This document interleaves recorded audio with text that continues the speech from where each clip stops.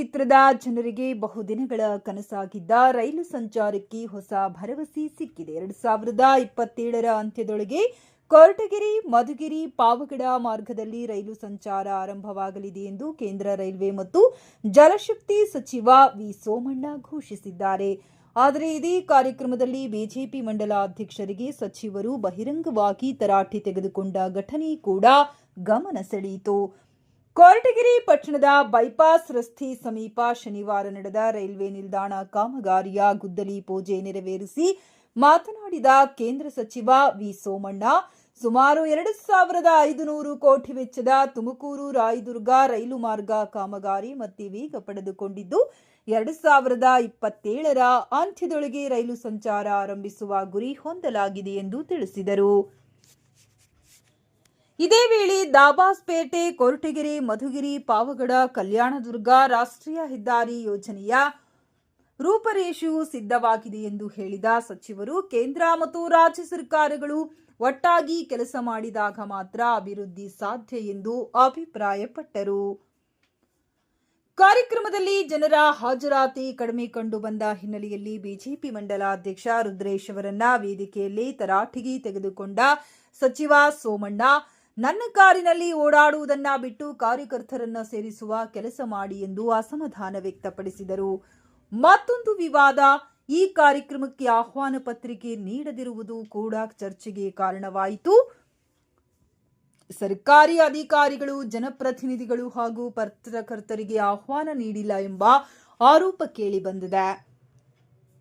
ಪ್ರಶ್ನಿಸಿದ ಪತ್ರಕರ್ತರಿಗೆ ರೈಲ್ವೆ ಅಧಿಕಾರಿಗಳು, ಇದು ಅನಧಿಕೃತ ಕಾರ್ಯಕ್ರಮ, ಯಾರಿಗೂ ಆಹ್ವಾನ ನೀಡಿಲ್ಲ, ಕಾರ್ಯಕ್ರಮಕ್ಕೆ ರೈಲ್ವೆ ಅಧಿಕಾರಿಗಳೇ ಸಾಕು ಎಂದು ಪ್ರತಿಕ್ರಿಯೆ ನೀಡಿದ್ದು ಮತ್ತಷ್ಟು ವಿವಾದಕ್ಕೆ ಕಾರಣವಾಯಿತು. ವಿ ಸೋಮಣ್ಣ, 2027ರ ಅಂತ್ಯದೊಳಗೆ ಕೊರಟಗೆರೆ ಕ್ಷೇತ್ರಕ್ಕೆ ರೈಲು ಸಂಚಾರ ತಲುಪಿಸುವ ಗುರಿ ನಮ್ಮದು. ರಾಷ್ಟ್ರೀಯ ಹೆದ್ದಾರಿ ಯೋಜನೆಯೂ ಸಿದ್ಧವಾಗಿದೆ. ಅಭಿವೃದ್ಧಿಗೆ ಜನರ ಬೆಂಬಲ ಮತ್ತು ಸರ್ಕಾರಗಳ ಸಮನ್ವಯ ಅಗತ್ಯ. ಒಂದೆಡೆ ರೈಲು ಸಂಚಾರದ ಭರವಸೆ, ಮತ್ತೊಂದೆಡೆ ಕಾರ್ಯಕ್ರಮದ ವ್ಯವಸ್ಥೆ ಮತ್ತು ವೇದಿಕೆಯಲ್ಲೇ ಬಿಜೆಪಿ ಮುಖಂಡರಿಗೆ ಸಚಿವರ ತರಾಟೆ. ಕೊರಟಗೆರೆಯಲ್ಲಿ ನಡೆದ ಈ ಕಾರ್ಯಕ್ರಮ ರಾಜಕೀಯ ವಲಯದಲ್ಲೂ ಸಾಕಷ್ಟು ಚರ್ಚೆಗೆ ಕಾರಣವಾಗಿದೆ. ಇಲ್ಲಿಂದ ಊರಿಗೆ ಎಷ್ಟು ದೂರ ಆಯ್ತಂದ್ರೆ ರೋಡ್ ಎಲ್ಲ ಇದೆಯಲ್ಲ, ಏನ್ ತೊಂದರೆ ಇಲ್ಲ.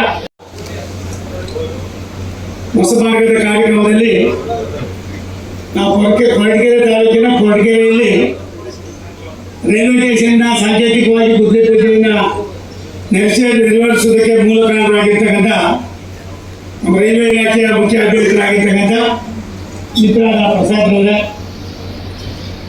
ನಮ್ಮ ತುಮಕೂರು ಮಂಡಲದ ಅಧ್ಯಕ್ಷ ಆಗಿರ್ತಕ್ಕಂಥ ರುದ್ರೇಶ್ ಅವರೇ, JDS ನ ಅಧ್ಯಕ್ಷ ಆಗಿರ್ತಕ್ಕಂಥ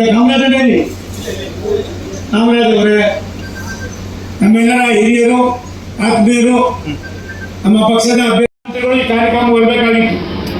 ಸರ್ಕಾರಿ ನೌಕರರ ಕಾರ್ಯಕ್ರಮವನ್ನು ಬೆಂಗಳೂರಿನಲ್ಲಿ ಇದ್ದಿದ್ದರಿಂದ ಬರಕ್ಕಾಗುತ್ತಾ ಇಲ್ಲ. ನಾನು ದಯಮಾಡಿ ತಾವು ಆ ಕಾರ್ಯಕ್ರಮವನ್ನು ಮಾಡಿ ಎನ್ನುವ ಒಂದು ಭಾವನೆಯನ್ನು ವ್ಯಕ್ತಪಡಿಸಿದ್ರು. ನಾನು ತಮ್ಮಲ್ಲಿ ಮನವಿ ಮಾಡ್ತೀನಿ, ರಾಜ್ಯ ಸರ್ಕಾರ, ಕೇಂದ್ರ ಸರ್ಕಾರ ಒಂದು ನಾಣ್ಯದ ಎರಡು ಮುಖಗಳಾಗಿ ಕೆಲಸ ಮಾಡಿದ್ರೆ ಮಾತ್ರ ನಾವು ಅಭಿವೃದ್ಧಿಯನ್ನು ಕಾಣಬಹುದು ವಿನ ಇಲ್ಲದೆ ಕಾಣೋದಕ್ಕೆ ಸಾಧ್ಯತೆ ಇಲ್ಲ ಅನ್ನೋದನ್ನ ನಿಮ್ಮ ಗಮನಕ್ಕೆ ತರ್ತಾ, ಏನು ಬಹುದಿನದ ಇದ್ದಿದೆ ನನಗನ್ಸದೆ ಕಾಮರಾಜಣ್ಣ, ನೀವು ರುದ್ರೇಶನ ಏನು ಕೆಲಸ ಮಾಡಿಲ್ಲ, ಇಲ್ಲಿ ಒಂದು 2-3 ಸಾವಿರ ಜನ ಸೇರ್ತಾರೆ ಅಂತ ನಾನು ಆಸೆ ಪಟ್ಟಿದ್ದೆ. ಮುಂದೆ ಏನು ಆಗೋದಿಲ್ಲ ಅಂತ ಇದ್ರು. ಈ ಕೆಲಸ ಇಷ್ಟೆಲ್ಲ ಆಯ್ತದೆ ಅಂತ ಯಾರು ಕಲ್ಸ್ಕೊಂಡಿರಲಿಲ್ಲ. ಸುಮಾರು 2,500 ಕೋಟಿ ರೂಪಾಯಿಗಳ ಯೋಜನೆ 20 ವರ್ಷ ಆಗಿತ್ತು. 20 ವರ್ಷ ಆದ್ಮೇಲೆ ನಾನು ಬಂದು 2 ವರ್ಷದಿಂದ ಈಚೆಗೆ ನನಗನ್ನಿಸ್ತದೆ ಇನ್ನು 1 ವರ್ಷ ಇತ್ತಿದ್ದೈತೆ. December 2027 में कंप्लीट रेट चलाएगा. 2027 ಡಿಸೆಂಬರ್ ಒಳಗಡೆ ರಾಯದುರ್ಗದಿಂದ ತುಮಕೂರಿಗೆ ಒಂದು ವಿಶೇಷವಾದ ಟ್ರೈನನ್ನು ಕೊಡ್ತಕ್ಕಂಥ ಕೆಲಸವನ್ನ ಏನಿವತ್ತು ಊರು ಕೆರೆಯಿಂದ ತುಮಕೂರು ಕೊರಟಗೆರೆವರೆಗೆ ಇರ್ತಕ್ಕಂಥ 17 ಕಿಲೋಮೀಟರ್ ದೂರದ ಕೆಲಸ, 18 ಕಿಲೋಮೀಟರ್ ದೂರದ ಕೆಲಸವನ್ನ ಇವತ್ತು ಪ್ರಾರಂಭ ಮಾಡಿದ್ದೇವೆ. ಇದಾದ್ಮೇಲೆ ಮಧುಗಿರಿಗೆ ಹೋಗ್ತಾ ಇದ್ದೀನಿ. ಕೊರಟಗೆರೆ, ಮಧುಗಿರಿ, ಮತ್ತೆ ಎಲ್ಲಿಂದ ಬೆಳಿಗ್ಗೆ ಕಾಣಿಸ್ತೀರ ಅದು ಕೂಡ 57 ಕಿಲೋಮೀಟರ್ 57 ಕಿಲೋಮೀಟರ್ ಆ ಕೆಲಸವನ್ನು ಕೂಡ ಇವತ್ತು ಪ್ರಾರಂಭ ಮಾಡ್ತಾ ಇದ್ದೀವಿ. ನನಗನ್ಸದೆ ಇನ್ನೊಂದು 3-4 ತಿಂಗಳಲ್ಲಿ ಪಾವಗಡಕ್ಕೆ ಟ್ರೈನು ಈಗಾಗಲೇ ವೆರಿಫಿಕೇಶನ್ ಆಗಿದೆ. ತಾಂತ್ರಿಕವಾಗಿ ಅದು ಏನೇನು ಇದಾಗಬೇಕಾಗಿದೆ ಎಲ್ಲವೂ ಕೂಡ ಆಗಿದೆ. ತಾಂತ್ರಿಕವಾದ ಸರ್ಟಿಫಿಕೇಟ್ ಕೂಡ ಬಂದಿದೆ. ನಾವು ರಾಯದುರ್ಗದಿಂದ ಪಾವಗಡದವರೆಗೂ ಕೂಡ ಟ್ರೈನನ್ನು ಓಡಿಸ್ತಕ್ಕಂಥ ಕೆಲಸವನ್ನ 3-4 ತಿಂಗಳಲ್ಲಿ ಮಾಡ್ತಾ ಇದ್ದೀವಿ. ಅದಲ್ದಿರ ಪಾವಗಡದಿಂದ ಮಡಿಸಿರಾದವರೆಗೂ 20 ಕಿಲೋಮೀಟರ್ 22 ಕಿಲೋಮೀಟರ್ ಅದು ಕೂಡ 3-4 ತಿಂಗಳಲ್ಲಿ ಅದು ಕೂಡ ಮುಗಿಸ್ತಾ ಇದ್ದೀವಿ. ನನಗನ್ನಿಸ್ತದೆ ಹಂತ ಹಂತವಾಗಿ ರಾಷ್ಟ್ರದ ಪ್ರಧಾನಮಂತ್ರಿ ನರೇಂದ್ರ ಮೋದಿ ಅವರ ಒಂದು ದೂರದೃಷ್ಟಿಯ ಚಿಂತನೆಗೆ ನಾವೆಲ್ಲರೂ ಕೂಡ ಸಹಭಾಗಿಗಳಾಗಿದ್ದೇವೆ ಅನ್ನೋ ಮಾತನ್ನು ಹೇಳಿ ಸುಮಾರು 207 ಕಿಲೋಮೀಟರ್ ದೂರದಲ್ಲಿ ಈಗಾಗಲೇ 130 ಕಿಲೋಮೀಟರ್ ಮೇಲ್ಪಟ್ಟು ಪೂರ್ತಿಯಾಗಿದೆ. ಇನ್ನೊಂದು 57 ಒಂದು 20 70 ಕಿಲೋಮೀಟರ್ ಏನೋ ನಡಿಬೇಕಾಗಿದೆ. ಕೆಲಸವನ್ನು ಕೂಡ 70 ಕಿಲೋಮೀಟರ್ ಅದನ್ನು ಕೂಡ ನಾವು 2027 ಡಿಸೆಂಬರ್ ಒಳಗಡೆ ಪೂರ್ಣ ಮಾಡ್ತಕ್ಕಂಥ ಕೆಲಸವನ್ನು ಮಾಡ್ತಾ ಇದ್ದೀವಿ. ಇದರ್ದಿರ ಏನು ಪಾವಗಡ ದೊಡ್ಡಹಳ್ಳಿಗೆ ಈಗಾಗಲೇ ಟ್ರೈನ್ ಬರ್ತಾ ಇದೆ. ಆ ಜೊತೆಯಲ್ಲಿ ಊರುಕೆರೆ ಕೊರಟಗೆರೆ 15 ಕಿಲೋಮೀಟರ್ ಅದು ಕೂಡ ಮುಗಿದಿದೆ. ಅದಕ್ಕೂ ಕೂಡ ಸಾಕಷ್ಟು ಹಣವನ್ನು ಖರ್ಚು ಮಾಡಿದ್ದೇವೆ. ನನಗನ್ನಿಸ್ತದೆ ಯಾವ ಯೋಜನೆ ಮಾಡಕ್ಕೆ ಆಗೋದಿಲ್ಲ ಅಂತ ಇದ್ರು ಆ ಯೋಜನೆಯನ್ನ ಮುಗಿಸ್ತಕ್ಕಂಥದಕ್ಕೆ ರಾಷ್ಟ್ರದ ಪ್ರಧಾನಮಂತ್ರಿ ನರೇಂದ್ರ ಮೋದಿ ಅವರು, ನಮ್ಮ ಮಂತ್ರಿಗಳಾದ ಅಶ್ವಿನಿ ವೈಷ್ಣವ್ ಅವರು, ನೀವೇ ಕಲಿಸಿರ್ತಕ್ಕಂಥ ನಿಮ್ಮ ಸೋಮಣ್ಣ ಪ್ರಾಮಾಣಿಕವಾದ ಪ್ರಯತ್ನವನ್ನು ಮಾಡಿ ಇದಕ್ಕೆ ನಾವು ಸಾರ್ವಜನಿಕರಿಗೆ ಸಮರ್ಪಣೆ ಮಾಡ್ತಕ್ಕಂಥ ಕೆಲಸವನ್ನು ಮಾಡ್ತೀವಿ. 182 ಕಿಲೋಮೀಟರ್ ಅದು ಕೂಡ 2,000 ಕೋಟಿ ರೂಪಾಯಿ ಯೋಜನೆ. ಆ ಯೋಜನೆಯನ್ನು ಕೂಡ ಈಗಾಗಲೇ ನಾವು ತಿರುಮಲದಲ್ಲಿ ತಾವರೆಕೆರೆ 46 ಕಿಲೋಮೀಟರ್ 7 ತಿಂಗಳಲ್ಲಿ ಮುಗಿಸ್ತಾ ಇದ್ದೀವಿ. ಅಲ್ಲಿಂದ ದಾವಣಗೆರೆಯಿಂದ ಬಣ್ಣಸಾಗರದವರೆಗೆ ಅದು ಕೂಡ ಒಂದು ಹಂತಕ್ಕೆ ಈಗಾಗಲೇ ಟ್ರೈನನ್ನು ಬಿಡ್ತಕ್ಕಂಥದಕ್ಕೆ ಏನೆಲ್ಲವೂ ಕೂಡ ಆಗಿದೆ. ನನಗೆ ತಿಳಿದ ಮಟ್ಟಿಗೆ ಈ 2 ಯೋಜನೆಗಳನ್ನು ಕೂಡ ನಾವು ಕಾರ್ಯರೂಪಕ್ಕೆ ತರ್ತಕ್ಕಂಥ ಕೆಲಸವನ್ನು ಮಾಡ್ತೀವಿ ಅನ್ನೋ ಮಾತನ್ನು ಹೇಳಿ, ಇದೊಂದು ಆದರೆ ತುಮಕೂರು ದಾವಣಗೆರೆ ಆದರೆ 50 ಕಿಲೋಮೀಟರ್ ದೂರ ಉಳಿತದೆ. ಮಾಧ್ಯಮದ ನನ್ನ ಸ್ನೇಹಿತರಲ್ಲಿ ವಿನಂತಿ ಮಾಡ್ತೀನಿ, ನೀವು ತುಮಕೂರಿಂದ ಅರಸೀಕೆರೆ, ತಿಪ್ಟೂರು, ಅರಸೀಕೆರೆ ಮೇಲೆ ಹೋದ್ರೆ ಹುಬ್ಬಳ್ಳಿಗೆ ಹೋಗ್ಬೇಕಾದ್ರೆ 55-60 ಕಿಲೋಮೀಟರ್ ಜಾಸ್ತಿ ಆಗ್ತದೆ. ಅನಿಲ್ ಕುಮಾರ್ ಸಾಹೇಬ್ರೆ 60 ಕಿಲೋಮೀಟರ್ ಜಾಸ್ತಿ ಆಗ್ತದೆ. ಈ 60 ಕಿಲೋಮೀಟರ್ ದೂರವನ್ನು ಕಡಿಮೆ ಮಾಡೋದ್ರಿಂದ ಪ್ರಯಾಣಿಕರಿಗೆ 1-1.25 ಗಂಟೆ ಟೈಮು ಉಳಿತದೆ, ಕಿಲೋಮೀಟರ್ ಕಡಿಮೆ ಆಗ್ತದೆ. ಈ ಕೆಲಸವನ್ನು ಕೂಡ ನಾವು ಮಾಡ್ತಾ ಇದ್ದೀವಿ, ಅದನ್ನು ಕೂಡ ತರ್ತಾ ಇದ್ದೀವಿ. ಅದಲ್ಲದೆ ಸಿರಾಯಿಂದ ಬಡವರಹಳ್ಳಿ, ಬೈರಹಳ್ಳಿಯಿಂದ ಚಿಕ್ಕಬಳ್ಳಾಪುರ ನ್ಯಾಷನಲ್ ಹೈವೇ 680 ಕೋಟಿ ರೂಪಾಯಿ ಈಗಾಗಲೇ ಸ್ಯಾಂಕ್ಷನ್ ಆಗಿ ಮುಂದಿನ ವಾರ ನಾವು 15-20 ದಿವಸದಲ್ಲಿ 20 ಕಿಲೋಮೀಟರ್ ದೂರವನ್ನು ನ್ಯಾಷನಲ್ ಹೈವೇಯನ್ನು ಕೂಡ ನಾವು ಪ್ರಾರಂಭ ಮಾಡ್ತಾ ಇದ್ದೀವಿ. ಸಿರಾಯಿಂದ ಮಧುಗಿರಿಯಿಂದ ಬಡವರಹಳ್ಳಿಯಿಂದ ಬೈರಹಳ್ಳಿಯಿಂದ ಚಿಕ್ಕಬಳ್ಳಾಪುರಕ್ಕೆ 50 ಕಿಲೋಮೀಟರ್ ಆಗ್ತದೆ. ನೀವು ಸಿರಾಯಿಂದ ತುಮಕೂರು ಬಂದು ತುಮಕೂರಿಂದ ಎಗೈನು ನೀವು ಚಿಕ್ಕಬಳ್ಳಾಪುರಕ್ಕೆ ಹೋಗ್ಬೇಕಾದ್ರೆ ಸುಮಾರು 65-70 ಕಿಲೋಮೀಟರ್ ದೂರ ಉಳಿತಾ ಇದೆ. ಈ 70 ಕಿಲೋಮೀಟರ್ ದೂರ ಜೊತೆಗೆ ಪೆಟ್ರೋಲ್ ಖರ್ಚಾಗೋದೆಷ್ಟು, ಡೀಸೆಲ್ ಖರ್ಚಾಗೋದೆಷ್ಟು ಅನ್ನೋದನ್ನ ಅರ್ಥ ಮಾಡಿಕೊಂಡು ಅದು ಕೂಡ ಒಂದು ನ್ಯಾಷನಲ್ ಹೈವೇನು ಕೂಡ ನಾವು ಪ್ರಾರಂಭ ಮಾಡ್ತಾ ಇದ್ದೀವಿ.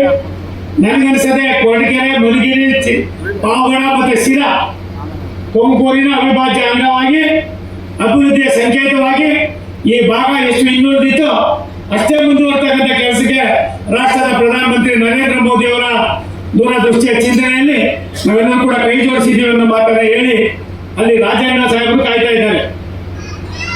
ಮಧುಗಿರಿಯಿಂದ ಪಾವಗಡೆಯಿಂದ ಇದು ಯಾವುದದು ಕಲ್ಯಾಣ ದುರ್ಗದವರೆಗೂ ಹೈವೇ ಆಗ್ತಾ ಇದೆ. ಅದು ನಿಮ್ಮ ಸೋಮಣ್ಣಂತೆ ಕೊಡುಗೆ ಬರ್ತಾ ಇದೆ.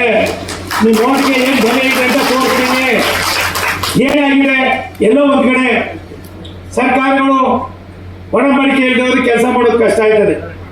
ಆ ಒಡಂಬಡಿಕೆ ಅನ್ನೋದನ್ನ ನಾವು ಅರ್ಥ ಮಾಡಿಕೊಂಡು ಕೆಲಸ ಮಾಡಬೇಕೇ ವಿನ ನಮಗೆ ಕೆಲಸ ಮುಖ್ಯ ವಿನ ಬೇರೆ ಯಾರು ಏನು ನಾವೇನು ಶಾಶ್ವತ ಅಲ್ಲ. ಯಾರೋ ಕಾಂಟ್ರಾಕ್ಟರ್ ನಂಗೆ ಗೊತ್ತಿಲ್ಲ, ಹುಡುಗ ಇದ್ದಾರೆ, ಇನ್ನೊಬ್ಬ ಫ್ರೆಂಡ್ ಇದ್ದಾರೆ. अब दोनों भी नहीं करको चोर को बात जाना नहीं चाहिए, बात जाने नहीं चाहिए. सर मैं प्रॉमिस करता हूँ जो भागा हुआ है वो मैं करने आया. Very good, very good. अब कीजिए, आपको बड़ा एक फंक्शन, आपको सम्मान करेंगे. हमको कुछ भी नहीं, हमको होना चाहिए, काम होना चाहिए. वो काम आप कीजिए.